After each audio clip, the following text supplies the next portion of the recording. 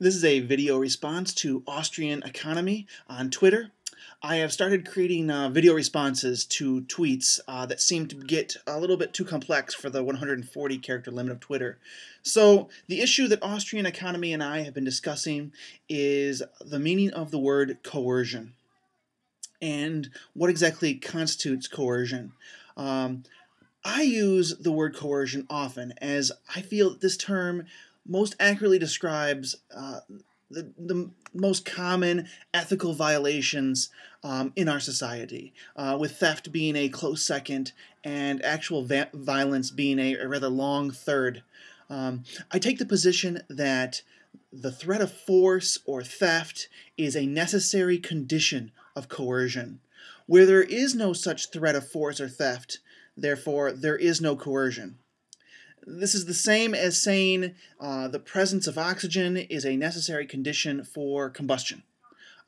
Without oxygen, there can be no combustion. So, in the same way, I feel that the threat of force or theft, the threat of theft, are a necessary condition for coercion. Without this threat of force or theft, I don't see how there is coercion going on in the general definition.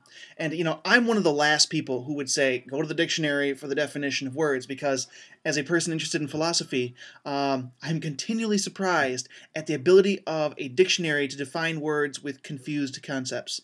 The dictionary rarely gives the technical or precise sense of a word that I'm usually trying to get at. And there's nothing wrong with the common sense or common usage of a term, which dictionaries usually try to, use, as long as we just accept the definitions critically, realizing that many times with the common use of a word carries with it a confusion of concept.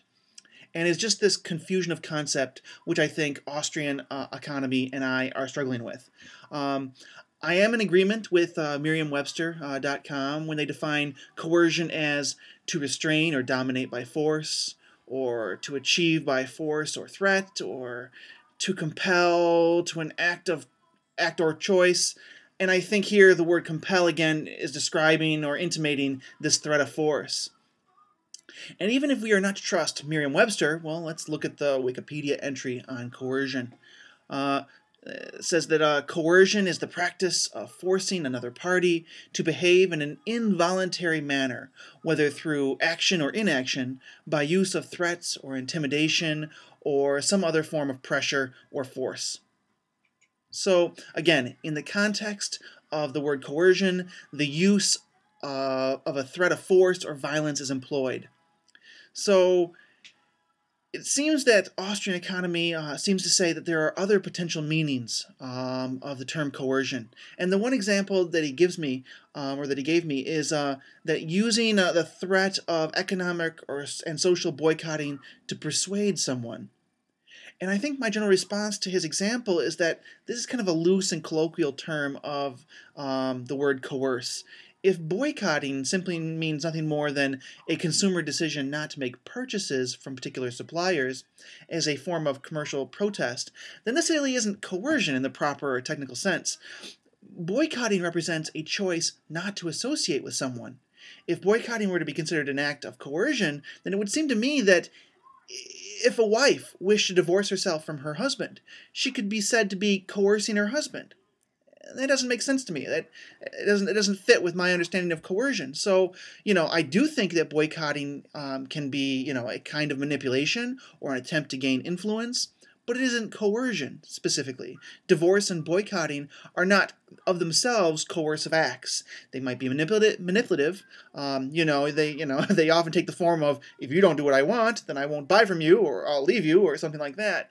But that's different from saying, if you don't do what I want, I will kidnap you and hold you in a cage. So I guess that's kind of where I'm coming from on the issue of coercion. I would argue that these two examples are not differences in degree alone. They are really differences in kind, and they are entirely different proposals. The introduction of a threat of force completely changes the scenario. So, to Austrian economy, I think we are pretty much in complete agreement that the initiation of threats of force are coercive and constitute an unethical act of aggression. However, I argue that if a threat of force is not implicitly or explicitly expressed, at least implicitly, then the act is by its definition not coercive. It might be trying to influence, it might be trying to manipulate, it might even be trying to exploit.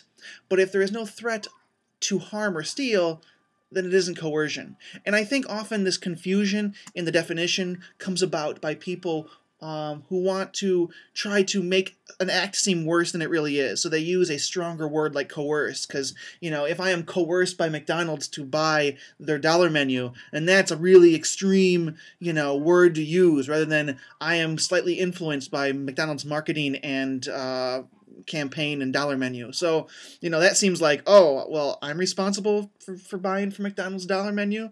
Oh, it's my, whereas if it's coercion, well, now McDonald's have done something wrong. So I think sometimes people substitute different ethical terms into statements to strengthen their position. And I think this is where the confusion on coercion comes from. So my position, at least, that's my position. If you feel that I'm mistaken, or I have mistakenly represented your position, I invite you to let me know your thoughts, and maybe we can arrive at a greater agreement. All right.